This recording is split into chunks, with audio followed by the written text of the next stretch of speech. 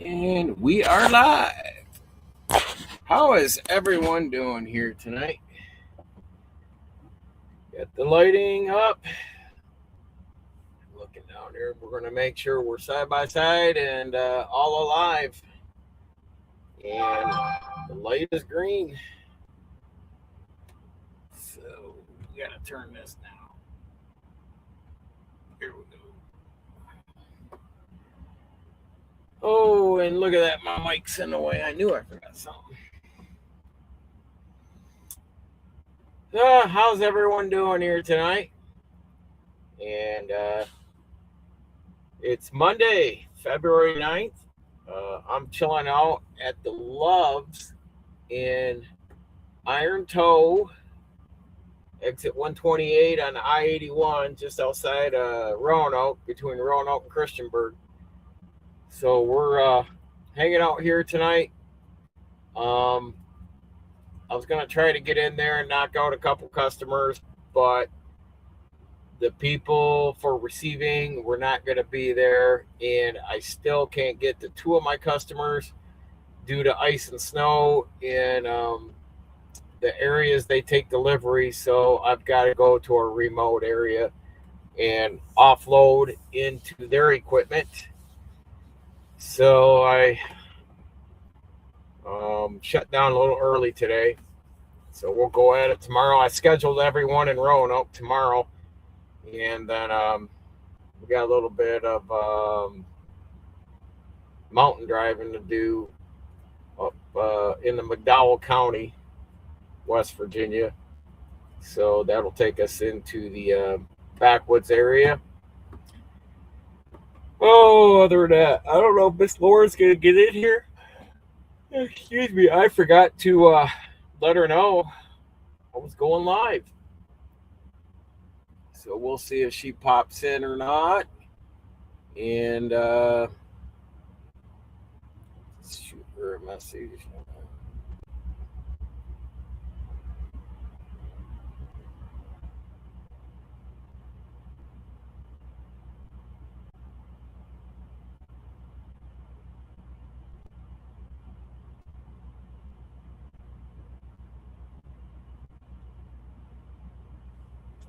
So anyhow, how's everyone doing with the driving out there? Is the roads, the conditions kind of tampered down in the areas you travel? I did talk to one of my friends. He's been hauling entertainment and been running like Miami to Oklahoma and back. And yeah, I don't know. I just realized this morning that the Super Bowl was yesterday. I did not watch it. I had too many other things going on. But I don't know where the Super Bowl was held at. I don't know if he hauled some of the equipment for that or not. Why am I? It's getting dark soon. Being 6:30 and all. I cannot wait for the warm temps and the sun to be staying up later. So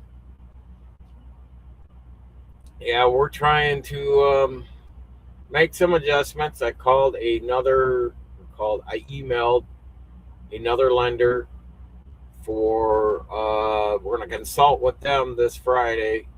I want to get some estimates on our second home as far as mortgage rates, fees, and all that jazz. So we're doing a little mortgage shopping right now.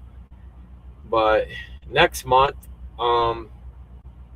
after taxes are done, and see if we're going to come out of the woods clear on that, we'll get a storage shed and start the stuff we're going to keep and take with us. We are going to put that in storage and then keep the stuff we're either going to sell or get rid of. It's going to go, stay there at the house, but we'll do moving sales and all that jazz as May and June and all that come about. So, yeah, that guy there that hauls for the entertainment, he asked if I was going to stay in trucking, and I said, no, it's ran its course. He's been doing it for 30 years. He's younger than younger than me, way younger, but you know, that's his bread and butter. And I got some other cats to skin, which will entail uh, the investment side, real estate side, some other jazz I got going on. So I told him, I said, you know, kind of cap out what you can do out here. And even if I, you know, moved over into owner operator, got my own authority, started my own business. I said, that's being on the road and dealing with this crap. Um, Getting older, and I see myself being able to apply myself to doing bigger, better things outside of the truck, and looking forward to that. But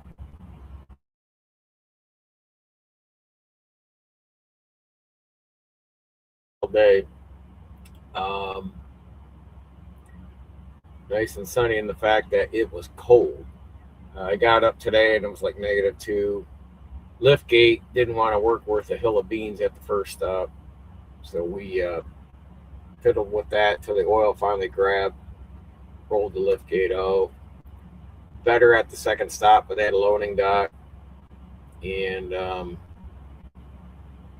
did a lot of West Virginia driving, quite a bit out in Greenbrier County, um, where they kind of used that Greenbrier part of the movie Wrong Turn, the horror movie, even though most of it was shot up in Canada, because a lot of people said there's trees that don't exist in that movie, as they tried to set the setting for Greenbrier, West Virginia, which would have been right off the I-64 there in Lewisburg. So I ran around on the 219 today, and wasn't bad. I wouldn't have done that during or after that ice and snowstorm, but like most of the towns down here, they're not pushing the snow far enough away, over against the curb or up on the curb. So they're kind of keeping a foot or two away from it. And I had a hard time at my first stop. I even did a 3-point turn, and I couldn't make the turn because the snowbanks were so iced up that if I got on there, I was just afraid of tearing something up on the truck because everything was just frozen hard. So I had to back up, go to this industrial place, turn around in their parking lot, and then just make a straight shot to my customer. But I'm praying and hoping in another week or two, this stuff, the heat will come along and dissipate a lot of that snow, and make life a lot easier getting around, because that's the only challenge I got right now, is more or less in the parking lots or in these towns. When I get into the small rural towns, it's harder to make the turns in them with the snow stacked up on the corners. But let's see what else. And not a lot else happening right now. It's been kind of ho-hum and boring, and to say the least. I can't wait to get this thing in. It's definitely glitching on the DEF system. I don't know. They've worked on it before. They've taken the tank off, put all new sensors and wires in about a year and a half ago. And, let's see, 2024, April 24, they did that. So it's been almost 2 years. And, we're right back to that issue again. So that's the other reason why I dislike driving truck, because of this crap. All the anomalies from these IT and sensors, they're unreliable. And to me, it's not cost effectiveness. You lose downtime and money, when you're either your truck's sitting in the shop for, they say, well, it should only be a day or two. Most of the time I've seen this thing laid up so far since we've had it. What I want to say, about close to 3 months. In the last, I've had the truck over 2 years. It's just like I've watched another YouTuber, their truck got laid up for over a week, for the same thing, DEF system. They had to take and replace the DEF tank and sensors and all that jazz. I just wish they just just ban that crap. You don't need it, and they just it's funny. We got to go green. We got to be environmentally protective and all that. Bill Gates has already come out and said, the green initiative, that's behind us. That's yesterday's news. Now he wants to fire up coal plants, get nuclear plants going. He wants to get power plants up and going at any cost because he's all on board now with all the rest of those, rich idiots. They want data centers, and to get their data centers, because that's where all the money's getting funneled into now. So they're pretty much going to have to break their cardinal rule and say, well, the green initiative's off the table. We need to go forward and ignore that. And I would love to see them just get rid of this crap. The DEF systems and all these emissions. I think going forward down the road, when my wife's car comes to an end, I mean, it's what is it now, 6-7 years old. We've owned it. It was a year old when we bought it, but I told her that'll be the last new car we own. I would rather get a restored and spend the money on a restored car that has no computers, car rated, whatever. A lot of people are like, oh, you want something that's old, antiquated, and all that, but man, this new shit is about as useless as tits on a saltboard right now, and there's just no room for it in my life. So we'll see, but a lot of people, they got to have the latest, greatest technology, vehicles, what have you, and I'm pretty simple. I just want to be very minimal and living the life without a lot of complications, a lot of stress, any drama. Just keep it just streamlined. But seems like this world, just everybody's got to have drama, because, well, that's what TV is all about now. And even on YouTube, if I don't put drama into my channel, it kind of goes hand in hand. You don't get the viewership in that because people they need chaos to watch chaos. And I'm like, I think when these kids get older, they're going to look back and say, what was I thinking? And I've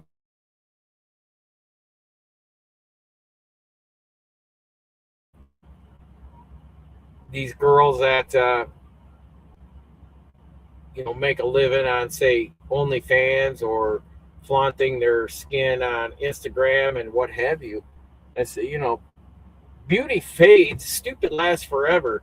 So I hope they are investing. A lot of these OnlyFans that have come out and said they've made millions and millions. These girls on that platform.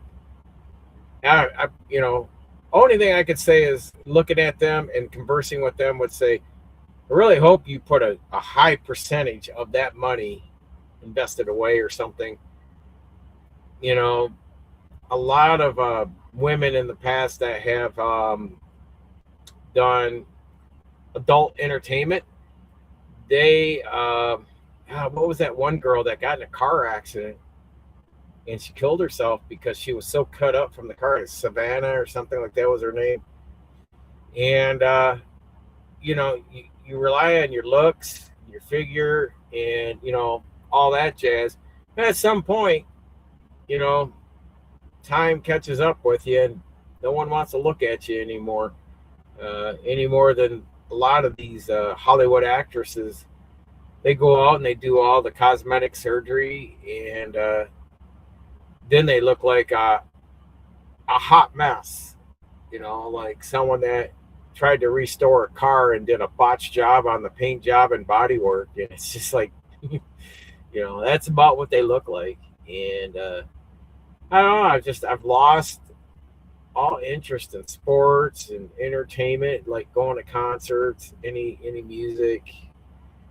I don't know. I just guess as you turn the corner and you get older, you find things that fit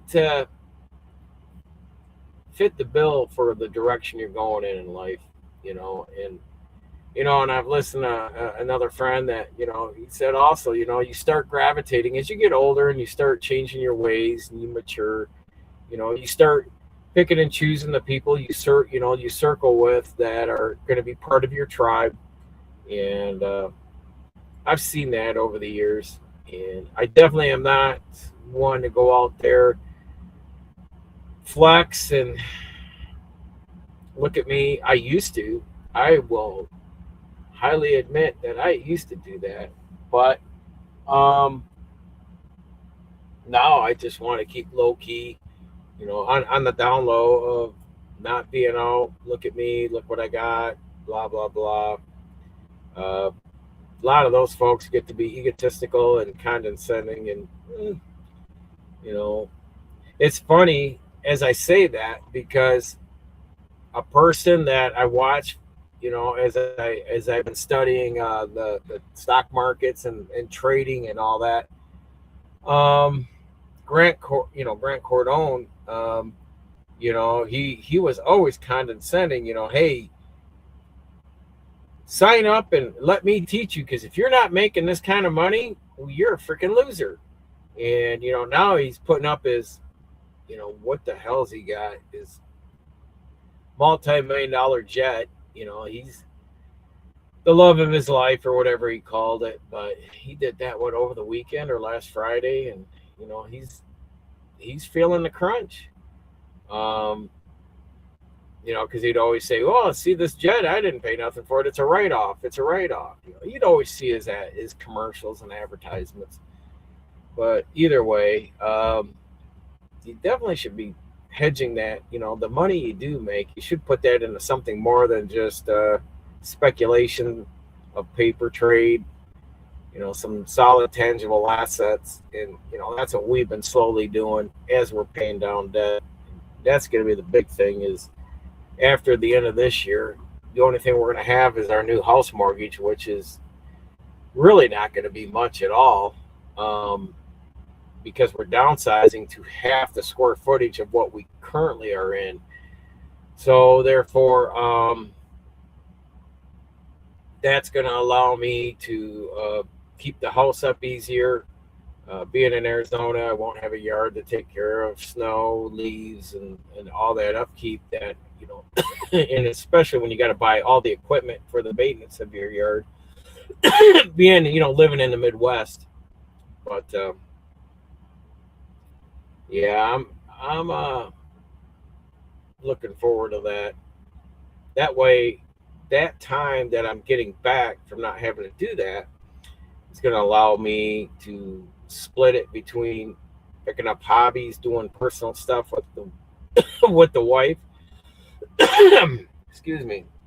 And I just drank up my water before we started. But and then put the other half of that time into the businesses. Therefore, I can just keep a steady pace without having to go, not sucking down Red Bulls every day just to stay awake to keep trucking along. Um, this isn't an easy industry. And for us, anyways, with the heavy lifting that we have to do here besides just the driving. So it's, not complaining about it. It's done us well. It's gotten us on our feet, elevated us to where we need to be.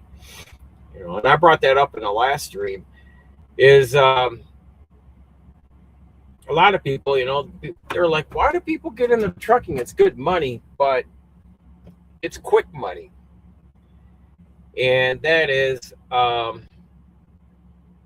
you get into, say, production or manufacturing facility, you're going to start at the bottom, the lowest pay. You will in trucking. But you can stay out here and you can just work and work and work, round the clock, 7 days a week, and to stay in the truck and just keep working for weeks on end, months on end. That's what I did back in 2018, 2019. I just stay out 3 months at a pop, go home for 2 days, go out 3 months at a pop, go home for 2 days. That's how we started getting, up out of the bottom of the well with the financial debt. But with the corporate, say, like with a manufacturing or a retail job or something like that, you probably, some places won't even hire you part time, some will give you full time, but they're not going to pay the overtime. You know, um, they're going to give you 40 hours. That's it, and then you have to find a second job to go and work. That kind of routine. Then, so either you're working 16 hours a day off two jobs and the weekends, or trucking, you just get in the truck, be by yourself, not be micromanaged with someone looking over your shoulder and all that jazz. And you can elevate, make bank quicker, like a 60, 70, $80,000 a year compared to say 40, 50, 60,000 a year, starting out. And that's the way it was in healthcare. My good years were anywhere between 50 and 60 in the 10 years I worked in there. And when I hit over 60 one time, I thought, man, that was a cat's meow. But I put in a lot of weekends and a lot of holidays that year. And I look back and I'm like, if I have one regret with career and education, is when I turned the tables to get out of trucking at the end of 2000 and stepping into 2001, I should have went to my local D1 school and just got into engineering. Um, I should have never pissed around with healthcare, and that's my biggest mistake. It's just getting into healthcare. Um, I could have done a lot more with being getting the basic like mechanical engineering, and then I could have specialized from there and elevated and went, done something more. That degree just seems to be better recognized than just, unless you're an RN or a doctor, you're just a regular grunt in the healthcare. You're expendable. You can be let go, and they can cross train. Or they can just go without. So I've seen the good, the bad, and the ugly in healthcare, and so yeah. And like I said, I've got that degree, and it's never going to do me anything good.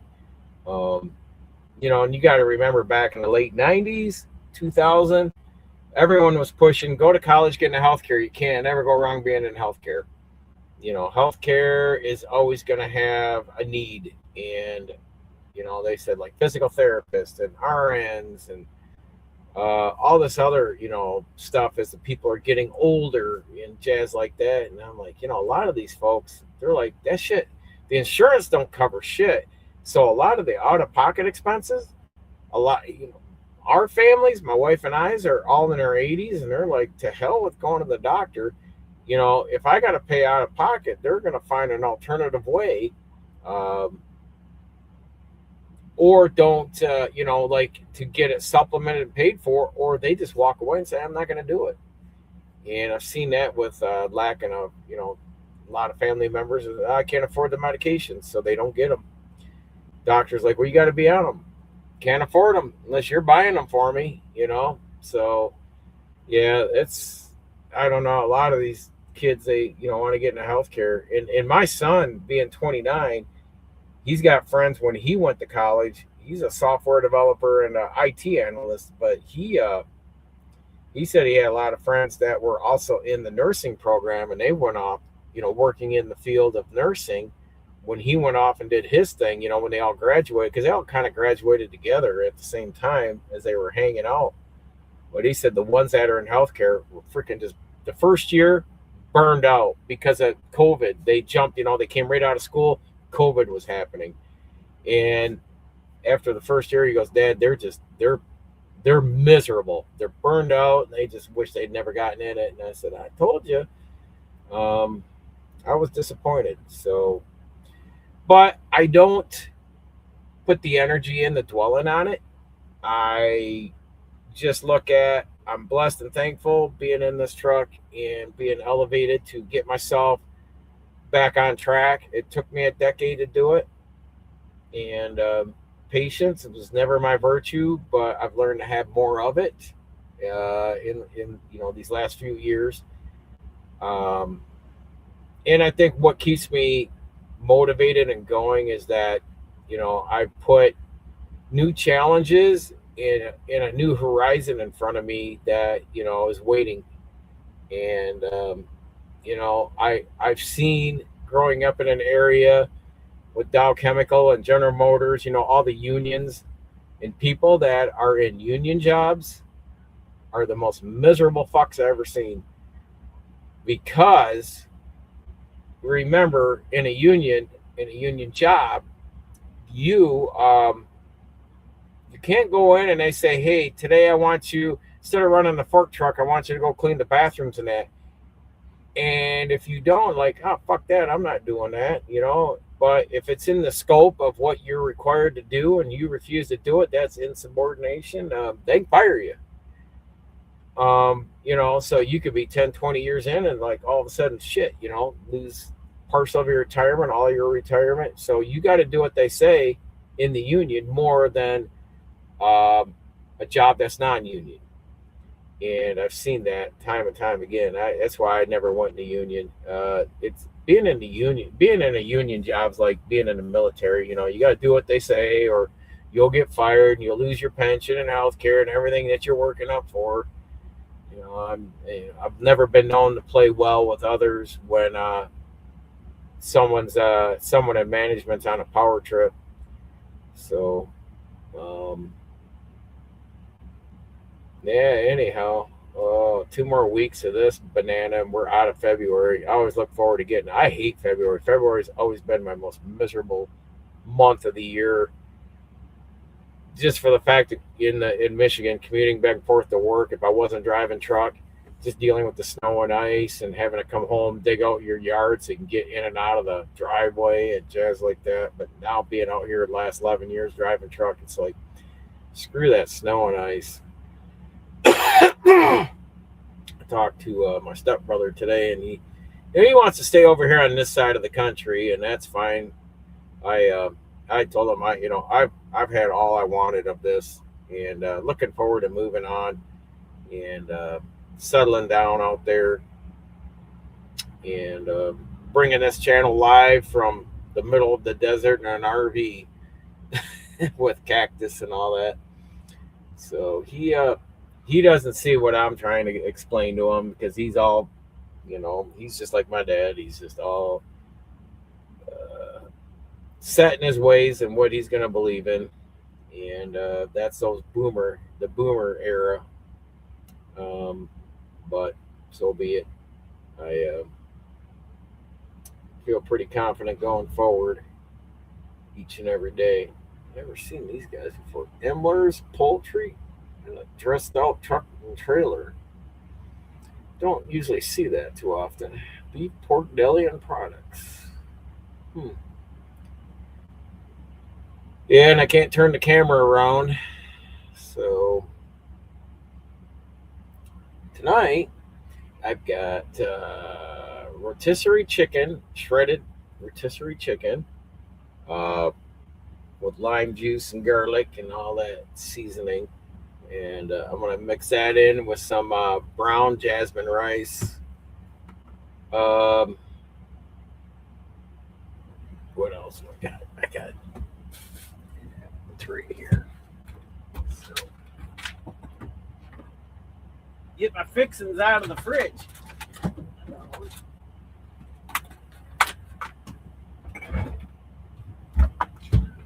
Something I was looking at home.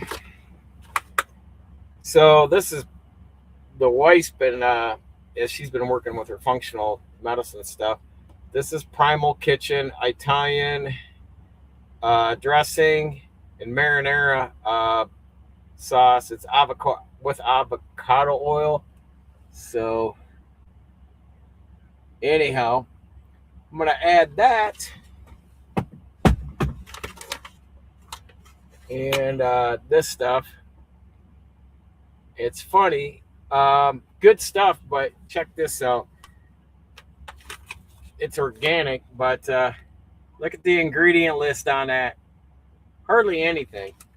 And the rice I was using before was about 4 or 5 lines deep. And I'm like, how much shit are we putting in ourselves?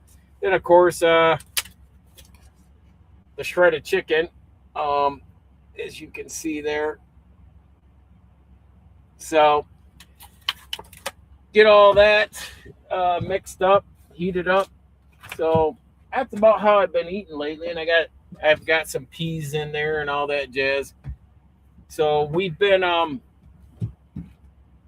she's not only taking classes and training videos and talking with consulting with uh, health coaches and our physician assistants and doctors, and that the functional medicine is to educate and understand healthy foods, how to recognize them.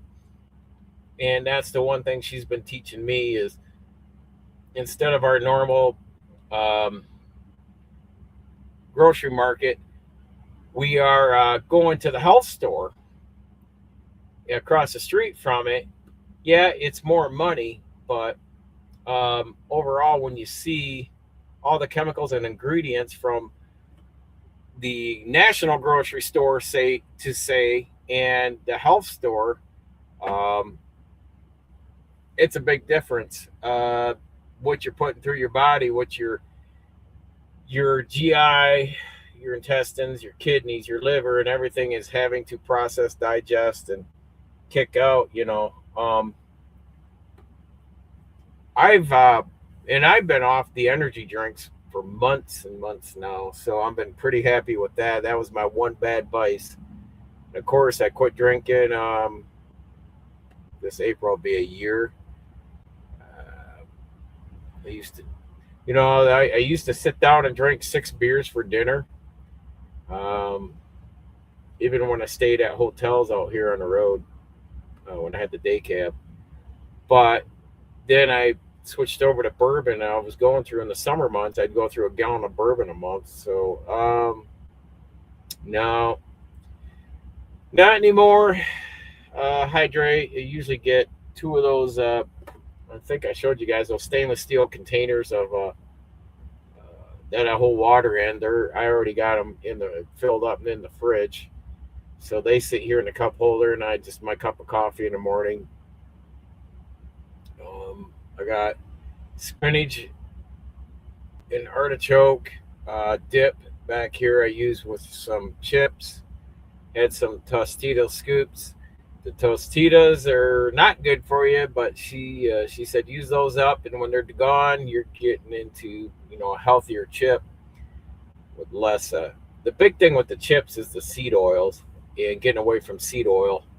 That agitates. It's an inflammation marker to irritate your joints, especially if you got arthritis or sore tendons or ligaments and stuff like that. So seed oils is not anything. Seed oil you should not be taking from soy, flaxseed, sunflower seed, all that kind of stuff. Just that's the one thing she's been teaching me. And so we do more cooking. I do more cooking for myself with beef tallow um, when I'm doing anything in the morning for breakfast and all that jazz on a cast iron skillet. So we've gotten away from the coated skillets and pans, more stainless steel and cast iron. So just making that change, because when we get me out of the truck and when I start living my life out there in Arizona, that's going to be the key thing. There is the first and foremost is our health, because the whole to get moved out there, then turn around and you got cancer, you got heart issues and that. So our health is going to be first.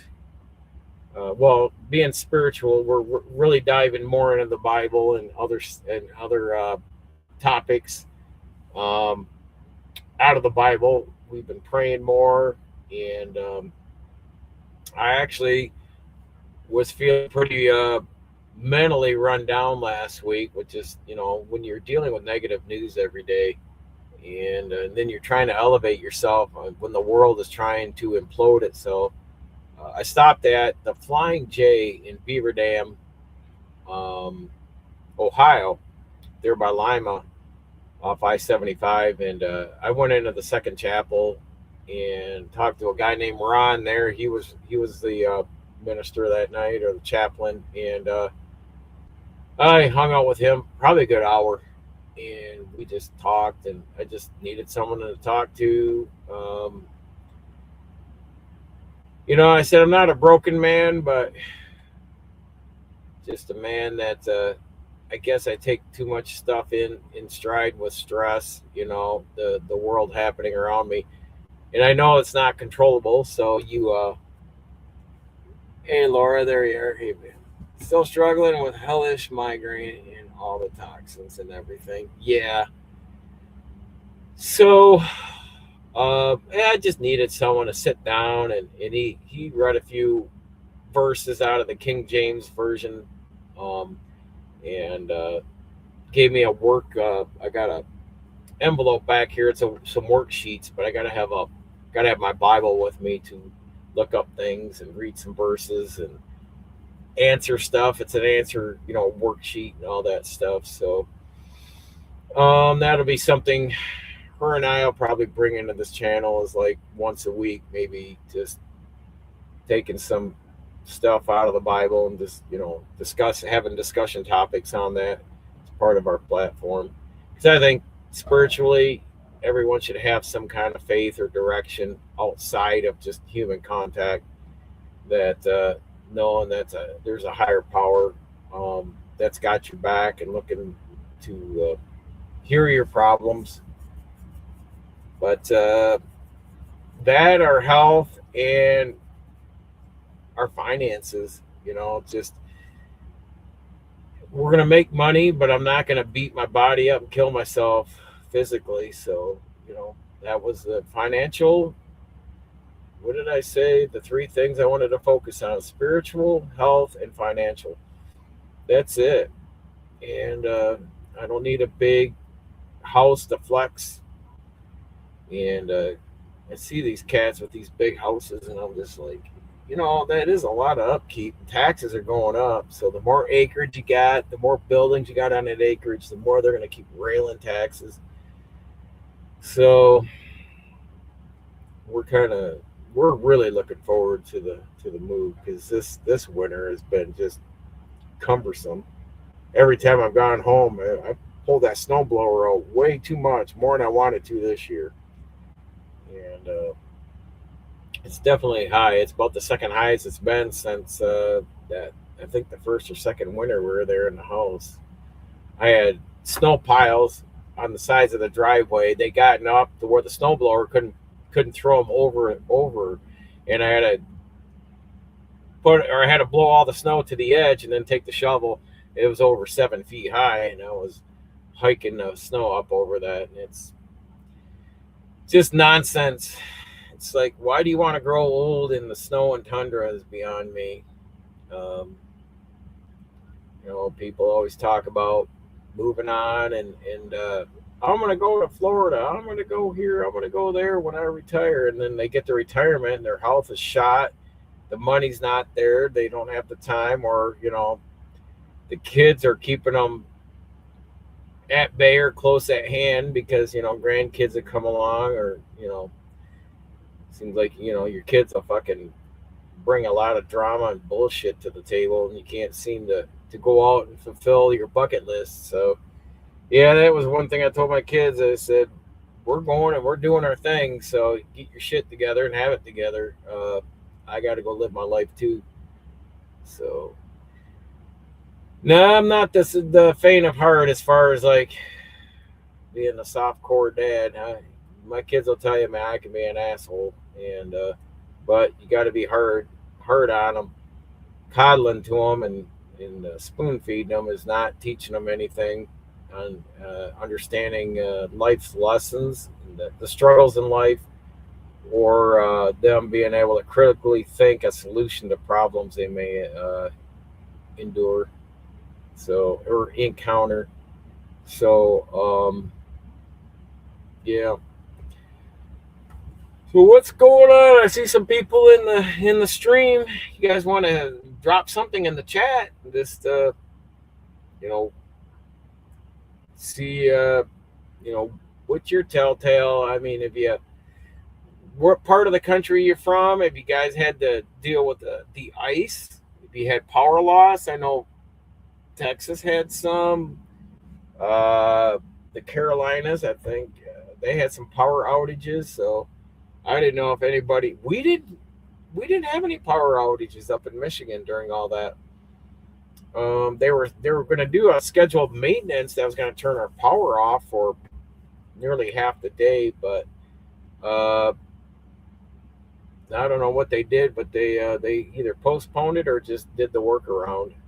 What they're doing is putting in new power lines, or they're putting in new infrastructure with the poles and stuff, because every idiot's got to have a $700,000 three-car garage, three-story freaking house. There's hundreds and hundreds of those stupid things around us, and I look and I'm like, that is such a house. The F do you need a house that size for?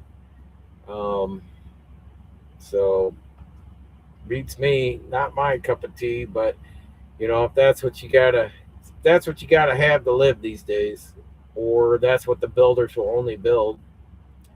Um, Power be to it. I know the first lending officer. She was kind of. I could tell in her voice. She was probably thinking, "Why don't you guys get a bigger house for the same money?" And I'm like, "I don't want a bigger house. It's a lot of upkeep.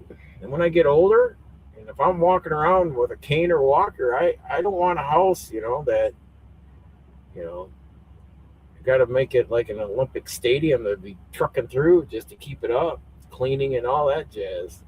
So I don't want my house owning me. I just want a place to cook my meals, take a shower, rest my head, go out, and then I want to still travel while my health is good. I want to get out there, and there's a lot of bucket list stuff we want to do, and I don't want to do it through the windshield of a truck.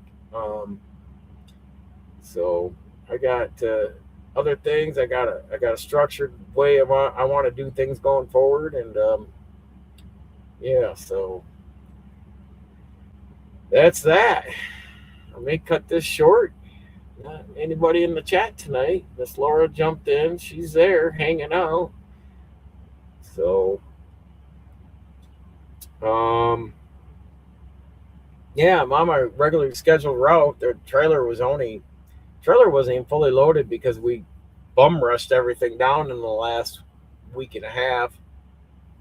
So we're kind of caught up now. So now it's just the production side of things is behind. So we're probably going to be back to like this at a basal line. I figured it was going to be this week. We'd probably be back to our basal line of how loaded the trailer will be, and the way my route is. Because, well, I don't expect us to be too much busier from this point on, other than just the normal come out, do your route, go home, and all of our products right now are just production's behind. So yeah, that's the way it is right now. There's more demand than the output. That's what it was explained to me. And so we're not even hardly inventory, and our inventory is like down, wow, well, 3 times lower than what it normally would be. So just because, like I said, demand is superseding the output. And so, and I would imagine this is going to get worse if 2027. Interesting thing is,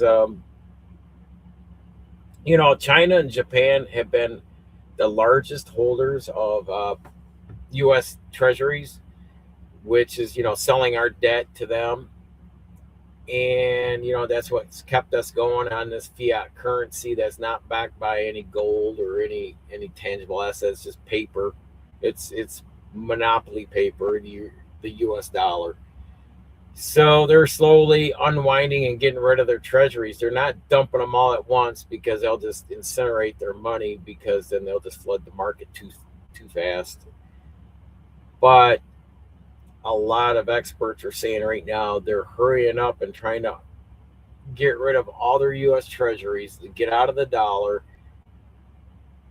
Once they get to a certain threshold, um, and they're expecting that China will take over Taiwan in 2027.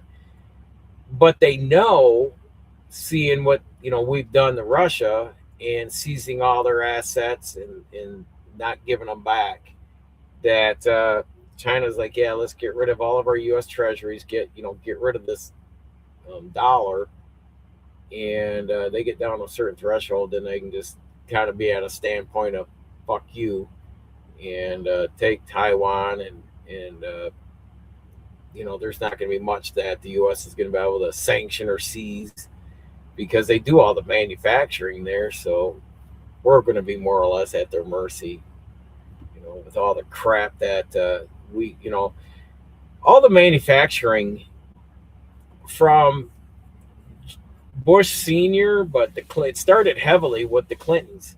When Clintons got into office, they started selling off and giving incentives for companies manufacturing to move to other countries, China especially, and it just kept rolling up. It just from there, it just Clintons, Bush, Obama, they just kept pushing manufacturing out of this country, and so it's not just one party. Even though the ignorance of people in this country will say, I'm Democrat, I'm this, I'm nobody. I have no faith or belief in the United States government whatsoever. They are not here for me. They're not here to protect me. They're not here to take care of me. And the system they have in place, their health care, their insurance, their grocery stores, their whole monetary system, everything they have is designed for them to benefit, not us. And that's why we've been slowly educating and learning about this, and separating ourselves from being anything but dependent on the government and the corporations that um, sell you all these mass goods. And you can say, well, corporations don't, you know, we the people. I'm going to point out something, how important the corporations are to this government, in the United States government. Why did every mom and pop company have to shut down and shut their doors during COVID, but Walmart, Home Depot, and all the big corporations got to stay open and conduct business? Don't need an explanation. It's a great 30,000 foot view observation.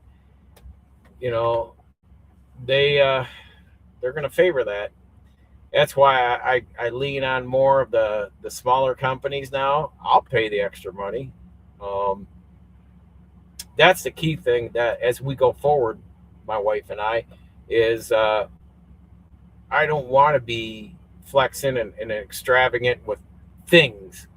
I said, look, if we got to, if we're making good bank and money on our businesses, I said, key thing is I'll probably put a lot of it, not only, in our investments, but I would be able to go down to the health food store and get healthy food. Yeah, the healthy food, you got to shop more often, because, if you ever noticed, the food has a longer shelf life when you buy it from the national grocery stores than you do from a health store, that you just have days to eat it, not weeks. And my wife was saying she saw a lady on YouTube that was pointing out, where was she from, Laura? Australia? And she said, why is it our bread, when you put it underwater, it crumbles? And then you put American bread underwater and it just absorbs the water like a sponge and doesn't even come apart. It's just like the Subway bread.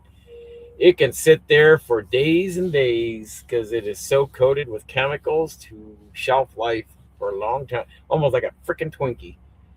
So, yeah, you gotta be really up on that stuff, and I think more Americans are starting to wake up and realize how corrupt and dirty and lying that the United States government is, regardless of who's behind the wheel of the ship there. Um, I don't care if it's Trump or if it's Bozo the Clown or Marvin the Martian. Uh, they're all corrupt. They're all going to lie to us. And no, man, the fuel island just ramped up. Like they got them staged out. You know how you pull ahead from the fuel island after you fueled? They're all forward. All the islands at the slubs are full from one end to the other, and then they're about 2 or 3 deep behind them. I'm literally, they're facing me. The headlights are coming right at me out of the fuel island, so that's how I'm parked. So, um, I've been a big stickler about when I get into a place like this. It's not two things I look for: level ground, so I'm not going. You know, the front of the truck's not going downhill. There's a truck stop, Middlesboro, Kentucky, that's like that. You be downhill. Even when you drop the airbags, you're still facing downhill, or you're backed up like this, which this line I'm in gets like that on the ends, but in the middle it's kind of crowned and flat. But when you get on the ends, then you're starting to lean from side to side, and then you got to drop the airbags and all this, So you always look for a level ground, so when you're sleeping at night, you're not getting a blood rush into your head because the truck's leaning one way. And an exit strategy to make sure everyone seems to park 4 wide, 4 deep around the Catskills at any truck stop. So you really got to watch that where you put yourself, that you're not going to have a truck like you're not going to be able to pull but halfway out of your parking space without a truck perpendicular to you, out there sleeping. I've only had that happen once, but that happens a lot over here at the Catskill. So where I'm sitting won't be an issue, because they'll come out and move the guy because he'll be right in the way of traffic coming out of the fuel island and leaving and exiting. So, but yeah, Australia. Laura just said that was Australia, that with the bread. But so we're taking on. She's spearheading that. I told her, you spearhead all the classes, the education on us getting healthier eating, and I got obviously the exercise science degree, and of course I used to train when I trained my body for Supercross. So I said I'll make sure we're actively moving and doing physical activities, and she'll take care of the health side when we get out there. And then the other thing I'm still currently studying is my stock trades and all that stuff. And of course, when we get out there setting up our businesses, then everything's kind of in the queue and staged, but we really can't do much until because money's locked up. We've got money locked up, saving up for the down payment on the other house. So I can't take our reserves and put them into startup businesses right now until we get out there, unhinge this house and get under that house, and then I'll be able to move a lot of my retirement stuff into a self-directed IRA, which then with a checkbook IRA LLC within that self-directed, I can then use the money to go into our real estate investments, and I'll do and then the self-directed IRA will be broke down into 3 segments. It'll be the checkbook LLC, which it'll be our real estate investments. We'll have money in the metals, so the IRA metals, gold and silver and what have you, but that's got to be shown to be put into a U.S. depository. And then of course stocks, but I want to do more long-term stocks, intangible assets like energy stocks that are dividend paying. So whether it's like say Conoco, Exxon Mobil with dividend stocks, Suburban Propane, what was the other one? I just had it on the tip of my head here. Energy stocks. Johnson and Johnson's another one. They're not exciting stocks, but you know, you want some stocks that are going to be long-term hold compared to stocks that jump up and down that you could do swing trading, day trading on, either by the minute, by the hour, by the day, but make profits that way. So that the AMSOIL, I think that's it. I think that was pretty much sums up where we're kind of going with things. And if I have to, if the bank says, hey, you're going to need a baseline job, I've already said I can go to Costco and just stock shelves for what, 21, 25 bucks an hour and whatever.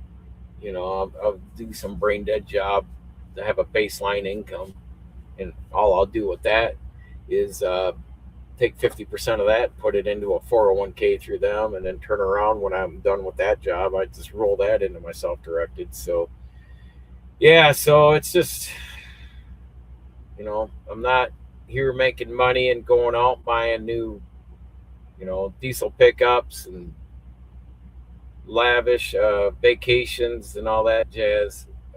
I'll be on vacation. That's what I told my wife. I said, when these folks are like, yeah, I'm scheduling a vacation, like a lot of folks from Michigan, yeah, they'll go to Cancun, they'll go to Florida, to the beaches and all that.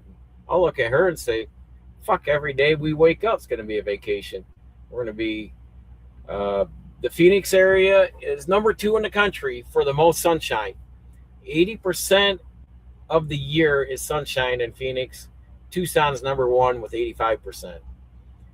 So the last thing I want to do is stay up in the tundra on Prozac. That's your Minnesota, Wisconsin, Michigan. Man, these people live on antidepressants because of the seasonal depression disorder. Just being up in that shit, it's like, it's not for me. And to each their own. Some people probably love the winters. I've hated it since a child. I just like, this is freaking miserable.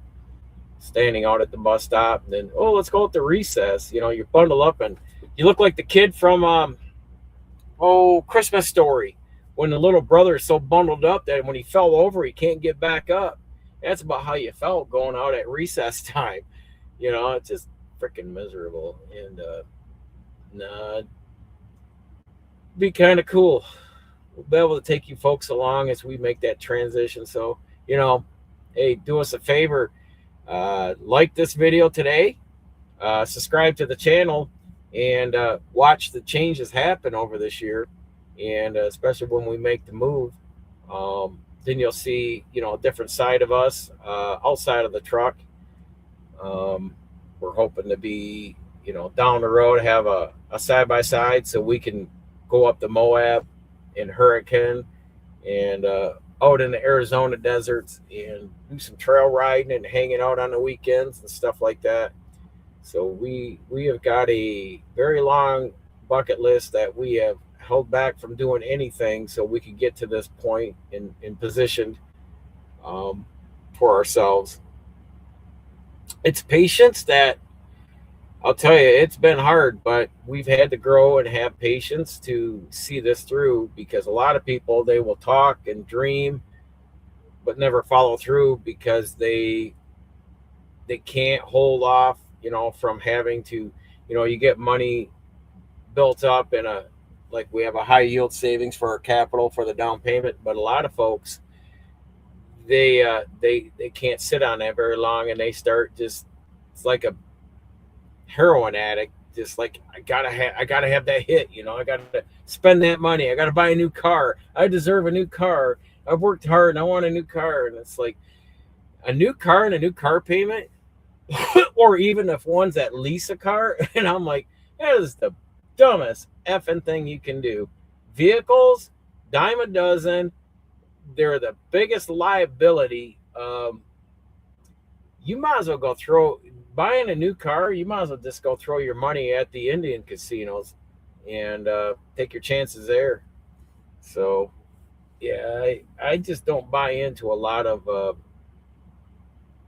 the narrative and the marketing that this country, that's the whole thing with this country, is they want you to keep the corporations going by They got the sales and marketing, whether it's the billboards on the highway, or it's the AdSense on the YouTube channels, or the television if you're watching regular TV. Yeah, they got to have commercials because they got to push, the pharmaceutical companies. God forbid how many times, take this pill if you feel a little down today. Just know there's 50 side effects, and if you got this or this, consult your doctor and see if this is right for you. And it's like, fuck you, you know. God, these corporations will sell you anything, Um, I don't know. It's disgusting what this country has grown to, and it all stemmed from between the Rothschilds and the Rockefellers started this bullshit, and then it ended up with Rockefellers and J.P. Morgan and all those idiots back in early 1900s put us into this crap to take over the world and control us and make inflation high and make us broke. So it's easier said than done. You can read the Creature from Jekyll Island. It'll tell you about how the central banks and the Federal Reserve got started, and you can see that how all these people um, have been the foundational players that set this Ponzi scheme up that we're now in. That either you're on one side of the wedge or the other. You're either on the multi-million dollar wedge side, or you're working and struggling to live, check by check on the other side. So it's you know millionaires and rich people, they sleep good at night. They don't even worry about taxes. They don't worry about the IRS. They got write-offs. And not saying I'll be up into that higher echelon of their club, but I definitely am going to be pulling some plays out of their playbook on building my businesses. So, yeah, I can sit back and say, yeah, if I got write offs, but I can go down to the grocery store and I can buy groceries without having to look at the price tag.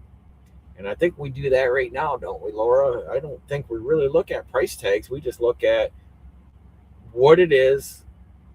You do conscious shop, like, hey, if the same product is across the street at the national grocery store compared to the health store, because you found a few things they both carry, one will be cheaper than the other. Yeah, we'll go across the street. I mean, literally, it's like 40 feet driving across the road to the bigger store. But for the most part, we really don't look too closely like we used to at the price of food.